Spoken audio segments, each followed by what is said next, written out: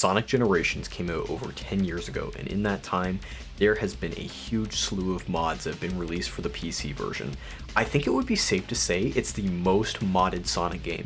From mods like the Unleash project to character mods, it really has an unbelievable selection to allow players to have so many different experiences. But these mods might be lost for many newer fans in the near future.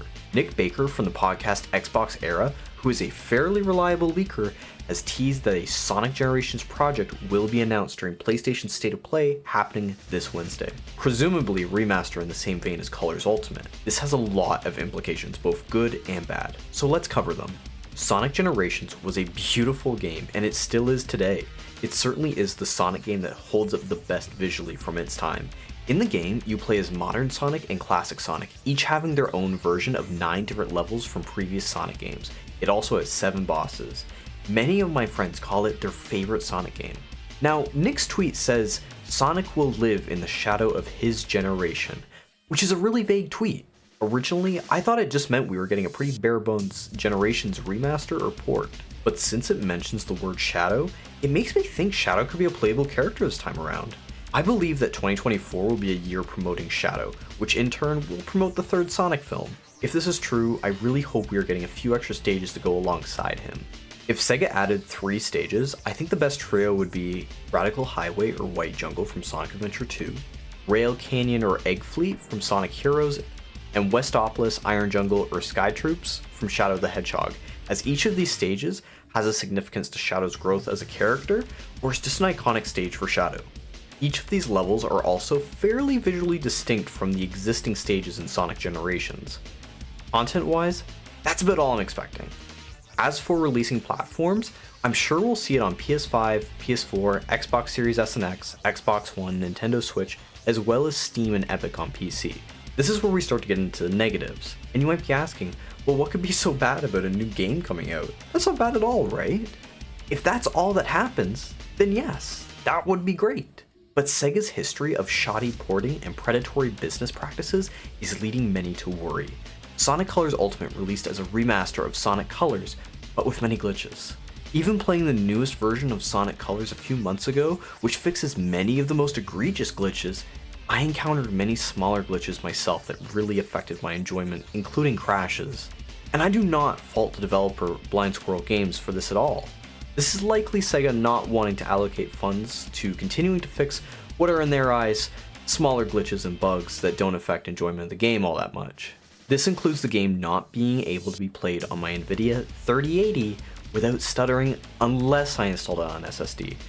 Whereas Sonic Generations' existing version is not really buggy in the slightest. The only thing I would desire personally in a port from a technical perspective would be better options and a better interface when it comes to graphical configuration.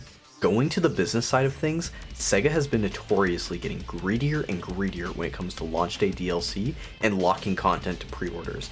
Their recent games DLC can often be things that you'd expect to be in the base game, and things you'd genuinely be a little taken aback to see locked behind a paywall. But that's still not the biggest issue.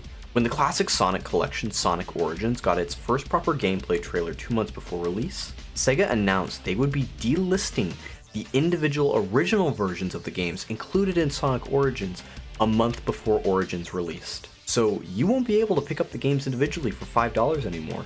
You'll have to pay about 30 US or 40 Canadian dollars to get Origins base game that is not the original experience.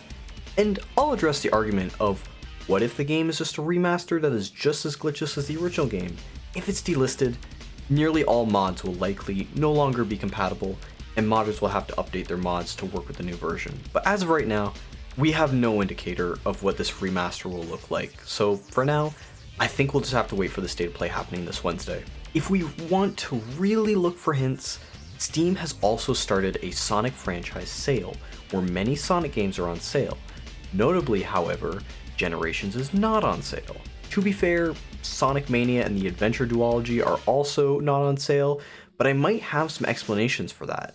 For Sonic Mania, that game, along with its Plus expansion DLC, are coming to mobile phones for Netflix subscribers, so perhaps there is something in the contract about not having sales on competing platforms within a certain amount of time before it releases for mobile devices. As for the Adventure Duology, They've finally been released on Steam in Japan just about a week ago, so that could have something to do with the absence of sales for those titles. No matter what happens, I'm keeping my fingers crossed for anything Sonic to have a presence at the State of Play this week. If you'd like to see my reaction or want to watch the show alongside me, I'll be streaming it on my Twitch, which you can find on screen right now or in my links in the description. What are you looking forward to from the State of Play? Do you have any Sonic hopes or expectations? Leave them in the comments because I'd love to know what you guys are wanting to see. Thank you so much for watching, guys.